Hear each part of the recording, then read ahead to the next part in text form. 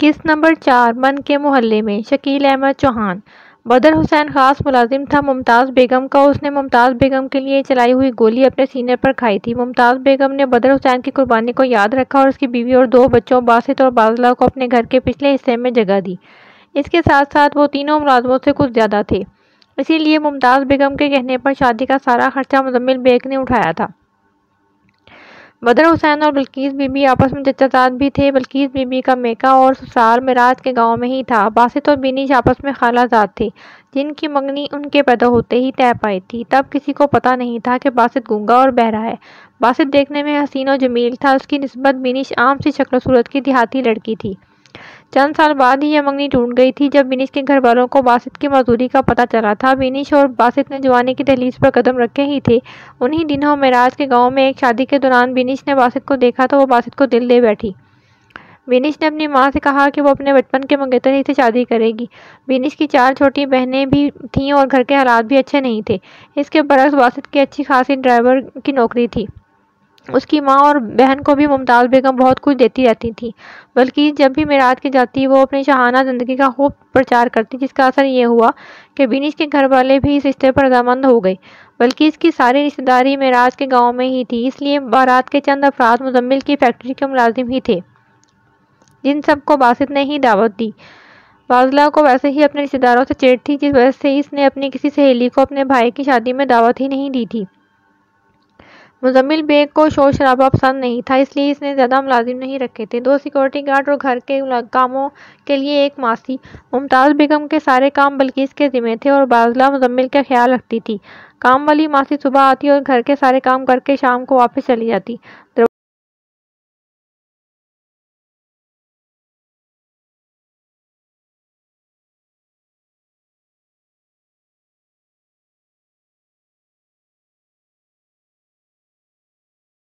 دروازے پر دستک ہوئی۔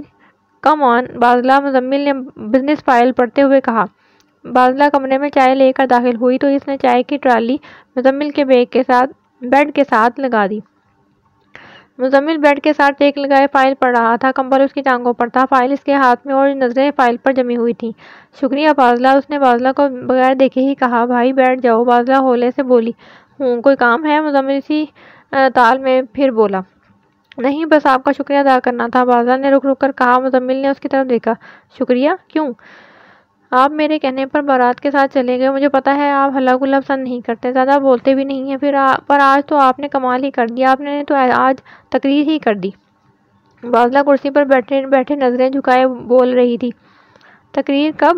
مزمل نے دلچسپی سے پوچھا۔ جب آپ نے دیکھیں جی کہہ کر لڑکیوں کو مخاطب کیا تھا، پھر شمائل کو مس کہا۔ باذلہ بے وقوف تنقید کے بجائے تعریف سے مرتا ہے۔ اب تم جاؤ، آرام کرو اور شادی کے بعد اپنی اسٹڈی پر توجہ دو۔ میٹرک پاس تم کر نہیں سکتی اور خواب مزمل بیگ کے دیکھ رہی ہو۔ ستارہ اپنی سہیلی شمائل کو موبائل پر کھڑی کھڑی سنا رہی تھی۔ اس نے مجھے حسن کی ملکہ کہا تھا، شمائل کھوئی ہوئی بولی۔ کانے کو بھی کانا کہو تو وہ برا مان جاتا ہے، اس نے تمہیں الو بنایا تھا ملکہ عالیہ۔ ستارہ نے بڑی شائستگی سے سچائی بتائی۔ مجھے اس سے محبت ہو گئی ہے، شمائل نے موبائل پر اپنے دل کا حال سنایا۔ وہ تو تمہیں اکثر ہی ہو جاتی ہے، محبت تو اندھی ہوتی ہے، تم تو اندھی مت بنو۔ کہاں وہ اور کہاں تم؟ کیا کمی ہے مجھ میں؟ خوبصورت ہوں، پڑھی لکھی ہوں، 2 مربع زمین خالی میرے نام ہے۔ شمائل نے لگے ہاتھ اپنی خوبصورت قابلیت اور حیثیت بیان کر دی۔ موبائل کی دوسری طرف سے ہنسی کی آواز آ رہی تھی۔ دانت کیوں نکال رہی ہو؟ کیا میں نے جھوٹ کہا ہے؟ شمائل نے خفگی کا اظہار کیا۔ نہیں، ایسا کب کہا میں نے؟ خوبصورت تو تم ہو، آج دلہن سے زیادہ بناؤ سنگار کیا تھا تم نے۔ 4 دفعہ میٹرک کا امتحان دینا سمجھو تو بی اے کے برابر ہی ہے۔ جہاں تک 2 مربعوں کی بات ہے تو وہ بھی سچ کہا تم نے، لیکن یہ مسئلہ یہ ہے کہ باہر کے پڑھے لکھے لوگ سیب اور گاجر کا مربع نہیں کھاتے۔ فون بند کرو، لگتا ہے ابا اور لالا شمون ملک وال سے آ گئے ہیں۔ شمائل نے جلدی سے کال کاٹ دی۔ باسط خوشی سے جھومتا ہوا اپنے کمرے میں داخل ہوا۔ اس کا کمرہ گلاب کے پھولوں سے سجا ہوا تھا، اس کی خوشی کا کوئی ٹھکانہ نہیں رہا۔ بینش دلہن بنی اس کی راہ دیکھ رہی تھی۔ باسط نے کمرے میں داخل ہوتے ہی کمرے کی کنڈی لگائی اور آ کر بینش کے پہلو میں بیٹھ گیا۔ دونوں کے دلوں کی دھڑکنیں روج پر تھیں۔ باسط نے لرزتے ہاتھوں کے ساتھ بینش کی ڈوری اٹھائی۔ بینش نے سہمی مسکراہٹ سے اپنی خوشی کا اظہار کیا۔ دونوں کافی دیر تک ایک دوسرے کو دیکھتے رہے۔ باسط کو کچھ اور سمجھ تو نہیں آیا۔ اس نے جلدی سے سائڈ ٹیبل کے نیچے والے خانے سے ایک جویلری باکس نکالا اور کھول کر وینش کے سامنے پیش کر دیا۔ اس میں ایک لاکٹ تھا جس پر انگلش میں وینش لکھا ہوا تھا۔ مزمل صاحب نے خرید کر دیا ہے، وینش نے دھیمی اور سہمی آواز میں ہاتھ کے اشاروں کے ساتھ رک رک کر پوچھا۔ باسط کو اس کی بات سمجھ آ گئی تھی۔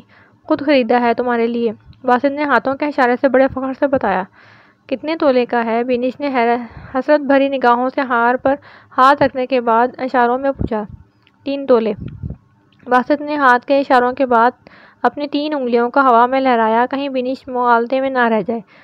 اتنے پیسے کہاں سے آئے؟ وینش نے ہاتھ کے اشاروں کے ساتھ دھیمی آواز میں پوچھا۔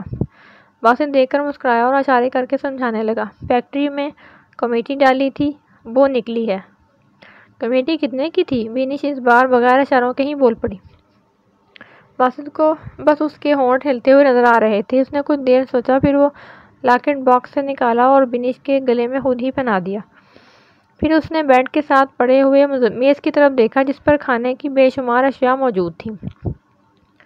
اس نے 2 کپوں میں گرم دودھ ڈالا جس میں خشک میوہ جات کی بھرمار تھی۔ وینش کا سارا خوف دور ہو گیا تھا۔ باسط بھی پراعتماد تھا۔ دودھ ختم کرنے کے بعد اس نے کپ میز پر رکھے۔ وینش سے اشاروں میں پوچھا کہ وہ کچھ کھائے گی۔ وینش نے مٹھائی والی پلیٹ کی طرف اشارہ کیا۔ باسط نے مٹھائی کی پلیٹ اٹھائی اور وینش کو پیش کی۔ وینش نے ایک گلاب جامن اٹھایا اور باسط کے منہ میں ڈالا۔ باسط نے آدھا گلاب جامن کھایا، باقی آدھا وینش کو خود کھلا دیا۔ باسط اٹھا اور کمرے کی بتی بجھا دی۔ ابھی بتی بجھی ہی تھی، وینش کا موبائل جل اٹھا۔ اس نے تکیے کے پاس سے اپنا موبائل اٹھایا۔ موبائل پر شمائل کا نام روشن ہوا۔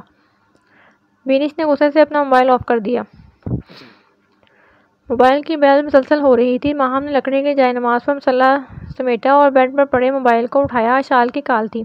تم ابھی تک سوئی نہیں؟ ماہم نے کال ریسیو کرتے ہی کہہ دیا۔ نو۔ کیوں؟ حارث کی کال تھی۔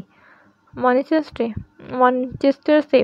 اشال نے رومانٹک انداز میں اپنی لٹ کو بل دیتے ہوئے نہ سونے کی وجہ بتائی۔ کب سے فون کر رہی ہوں۔ Where have you been? میں نماز پڑھ رہی تھی۔ اشال تم بھی حد ہی کر دیتی ہو، ایک دفعہ کال ریسیو ہی نہیں کرتی جو سمجھو کچھ مصروفیت ہوگی۔ سوری، مجھے آئیڈیا نہیں تھا تم نماز پڑھ رہی ہو۔ ٹھیک ہے، آئندہ خیال رکھنا۔ تمہارا زخم کیسا ہے؟ اشال نے شرارتی انداز میں پوچھا۔ کون سے زخم؟ جو چوڑیاں ٹوٹنے سے تمہاری کلائی پر ہوا تھا۔ معمولی سے خراشیں ہیں، زخم تھوڑی نہ ہے، ماہم نے اپنی کلائی کی طرف دیکھتے ہوئے میٹھی مسکراہٹ کے ساتھ بتایا۔ ماہم چودھری، ایسی خراشیں بعد میں گھاؤ بن جاتی ہیں۔ ارے جاؤ جاؤ، گھاؤ بن جاتی ہیں، ماہم نے بے پرواہی سے جواب دیا۔ تصویریں دیکھیں جو میں نے واٹس ایپ کی تھیں؟ اشال نے اشتیاق سے پوچھا۔ نہیں تو دیکھو، جلدی دیکھو، اشال نے زور دے کر کہا۔ چند منٹ موبائل کے دونوں اطراف خاموشی رہی۔ ماہم موبائل پر اپنی اور مزمل کی تصویریں دیکھ ہی رہی تھی اور اشال خیال کی آنکھوں سے ماہم کو دیکھ رہی تھی۔ کیسی ہیں؟ اشال کی آواز سے ماہم تصویروں سے حقیقت میں واپس آئی۔ اشال، ابھی کے ابھی یہ ساری تصویریں اپنے موبائل سے ڈیلیٹ کرو، ماہم نے سختی کے ساتھ اشال کو حکم دیا۔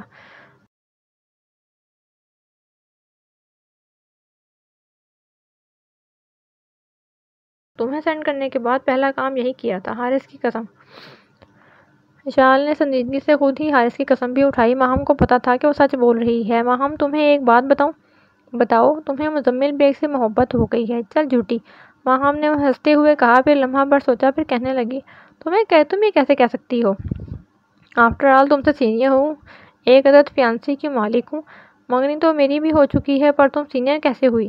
اشال کے چہرے پر مسکراہٹ بکھر گئی۔ ماہم کی بات سن کر اشال مسکرائے ہوئے بولی، بہت فرق ہے مائی ڈیئر ماہم، میں نے محبت کا کھیل کھیل کر حارث کو جیتا ہے، جبکہ تمہارے گلے میں چودھری شمون کا گولڈ میڈل بغیر تمہاری مرضی کے ہی ڈال دیا گیا ہے۔ رکھتی ہوں، اوکے بائے۔ اشال نے کال ڈسکنیکٹ کر دی۔ چودھری شمون؟ ماہم نے اداسی کے ساتھ خود کلامی کی۔